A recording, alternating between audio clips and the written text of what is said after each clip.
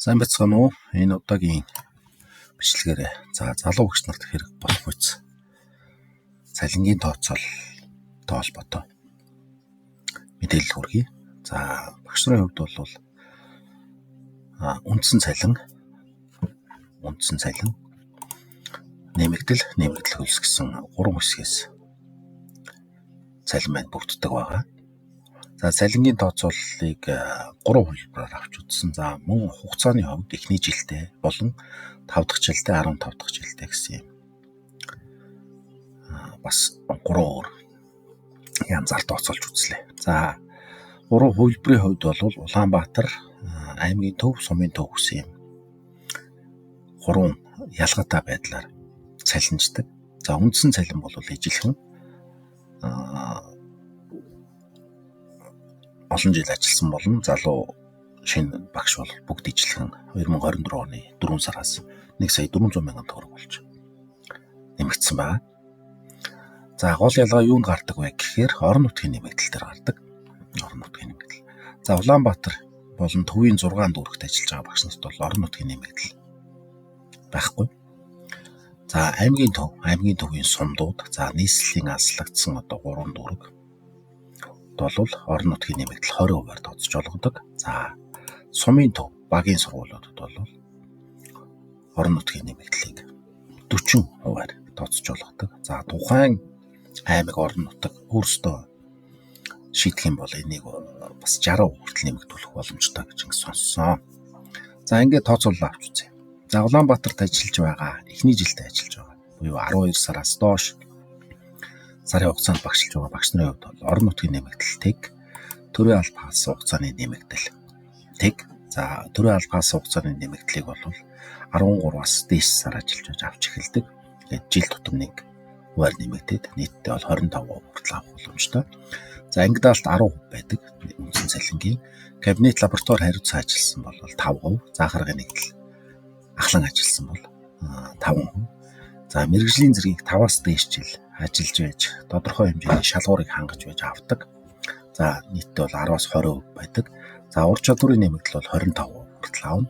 Энэ ур чадварын нэмэгдлийг бол ямар тохиолдолд авдаг вэ гэхээр тэмцээн уралдаан, олимпиадад өөрийгөө болон сурагчдаа амжилттай бэлтгэн оролцуулсан, сургуулийн хөгжилд үнэтэй хөв нэмэр оруулсан ч гэдэг юм уу. Энэ тохиолдолд бол ур чадварын нэмэгдлийг 25% хүртэл авах боломжтой. Мөн 2022 оноос гүйцэтгэлийн үнэлгээний урамшуул бол багш нарын цалин дээр бас нэмэгдэж орж ирдэг. Энийг бол сар болгон олгодоггүй. Улирал тутам буюу 3 сар тутамдаа олгодог. Дээдл нь бол сарын үндсэн цалингийн 40% хүртэл буюу 3 сараар тооцож үзэх юм бол нийтдээ 120% урамшууллыг авах боломжтой. Мөн докторийн зэргийн нэмэгдлийг багш нар бас авах боломжтой.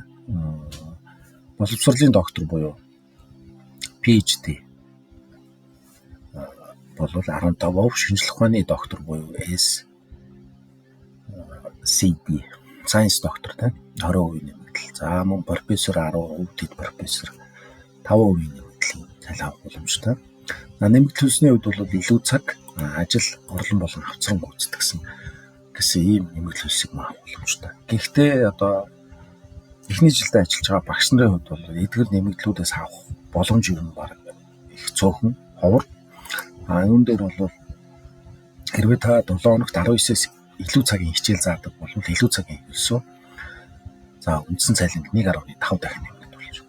Үндсэн цалингаа тухайн сард заах ёстой, ажиллах ёстой цагтаа уухаар 1 цагийн хичээл цалин өсөөр энийг 1.5-аар нуугдуулж олгодог. Илүү цагийн бодолтон дээр бол үндсэн цалингаас бодох, мөн нийт цалингаас бодох гэдэг аргачлалын ялгаатай юмнууд бас байгаа. Энийг бол тухайн байгууллагын хялангаас болоод манай байгууллага аль аргачлалаар бодож байгаа юм бэ гэдэг дээрээ бол анхаарад илүү цагийнхаа олсыг тооцоолох боломжтой. Ингээд Улаанбаатарт ажиллаж байгаа шинэ багшууд бол ямар нэгэн нэмэгдэл авахгүйгээр үндсэн цалингаа аавна гэж тооцох юм бол үүнээс нийгмийн даатгын шимтгэл 11.5% аавна үндсэн цалингаас. Энэ нь болохоор үндсэн цалингийн 11.5 гэж тооцоор сая 400-ийн 161 мянган төгрөг болно. За ингээд үндсэн нийт цалингаас нийгмийн даатгалын шимтгэл хассан дүнгээс дахиад 10% хүн амын орлогын албан татвар буюу 120,900 төгрөгийг аваад хэрвээ та үйлдвэрчний эвлэлийн гишүүн болвол үйлдвэрчний эвлэлийн татвар бол 1% байдаг. За үйлдвэрчний эвлэхтэй багш нарын хувьд хоёр ялгаатай үйлдвэрчний эвлэл байгаа.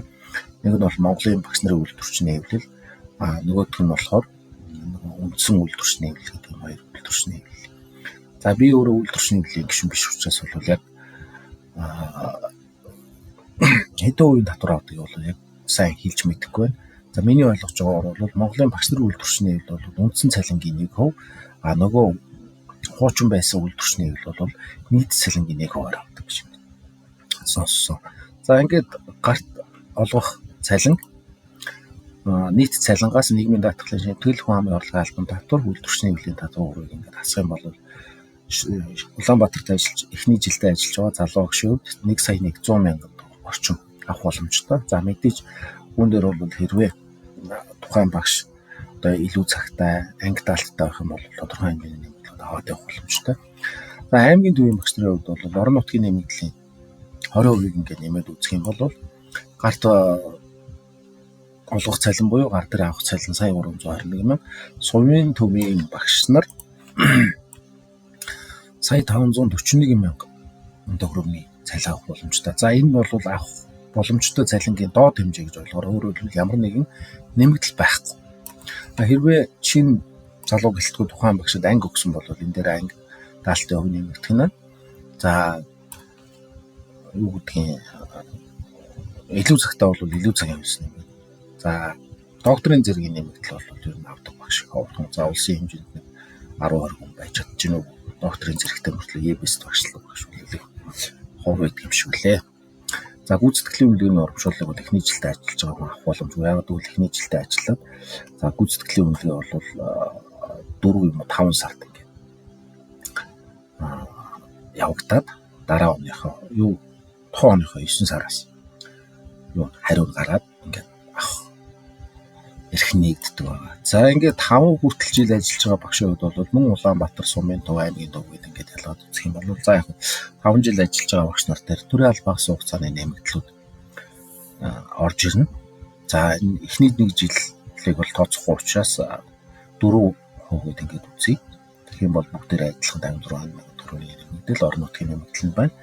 За 5 жил ажиллаж байгаа багш ангитай хамгийн багадаа ангитай байх гэж тооцоолоход 140 мянган төгрөгийн нэмэгдэл. За гэх мэтлэнгээр ингээд тооцоод үзэх юм бол ер нь багадаа 5 жил ажиллаж байгаа багш Улаанбаатарт сая 255, аймгийн төв сая 475, Сумд бол сая 695 мянган төгрөгийн цалин боломжтой. Үүн дээр илүү цаг, за дуур чадвар, гүйцэтгэлийн үнэлгээ зэрэг нь орж ирэх юм бол бас өсөд явах боломжтой. Мөн кабинет лаборатори хариуцж болно. 5 хүртэл жил ажиллаа заа хараа нийтлэг ахлагч авч болно. За мэрэгжлийн зэргийн хувьд бол 5 жил ажиллаж байгаа багш авах боломжгүй. Яагаад гэвэл 5 бүтэн жил ажиллаж байгаа. Тэгээд одоо авах хүсэлтэд өгөөд тодорхой одоо шалгуурыг хангасан тохиолдолд мэрэгжлийн зэрэг авч эхэлдэг 5-аас дээш 6 дахь жилээс гэсэн үг. За мэрэгжлийн зэрэг бол заа гаргаж тэргүүлэх, зөвлөх гэсэн юм 3 зэрэг байдаг. Ингээд 10, 15, 20. За 15 жил ажиллаж байгаа багшийн хувьд бол ерөнхийдөө төрийн албаас хугацааны нэмэгдэл 14%-аар бодогдно. Орон нутгийн нэмэгдэл, орон нутагт ажилладаг багш нарын нэмэгдэл. За мэрэгжлийн зэрэг бол за багадаа 15 жил ажиллаж байгаа хүн бол заа гаргах зэрэг авсан байх болов уу гэж тооцоод ингээд үзэх юм бол ер нь Улаанбаатарын багш нэг сая 475 мянга, за аймгийн төвийн багш нэг сая 695, за Сум багийн сургуулийн багш нар бол сая 915 мянга багцаа авах боломжтой. За тэгээд та бүхэн энэ хүснэгтэн дээр бол өөрсдийнхөө нэмэгдлүүдийг ингээд биччих юм бол нийлүүлээд энэ хүснэгт байна томьёотой таны гарт авах цалин тооцоолоод ингээд авчих боломжтой гэж. За энэ томьёо ихт бол их амархан. За жишээлбэл одоо анги даалт 10% гэдэг ингээд тооцох юм бол үндсэн цалинг 0.1-ээр 10-ны орноор наривчилж байгаа учраас 100% рүү шилжүүлэх юм бол энэ 10% л гэсэн.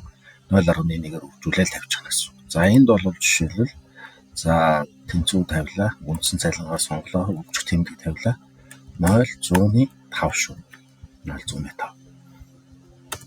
За ингийн бол жишээл бол 70 байна. За энэ дээр муу ялгаагүй 1 өвчтөн 0.5. За 5 хүртэл жилдээ онцгой амжилт гаргасан ийм тохиолдол бас байж болох юм. За тэгвэл үндсэн цалингийн 10.0.1. За ингээд үзэх юм бол за сая 800 76,000 болох нэ үндсэн цалин. За энэ дээр нэг тооцоолын алдаа гарсан.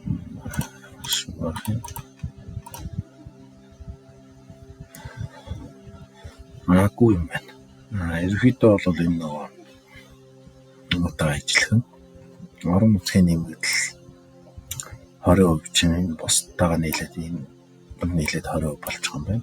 Тэгэхээр одоо 5 хүртэл жил ажиллаж байгаа Улаанбаатарын багш бол яг энэ кабинет лаборатори заахаргын мэргэжлийн зэрэггүй аймгийн төвийн 5 жил ажиллаж байгаа багш нар ижил цалин авах нэ.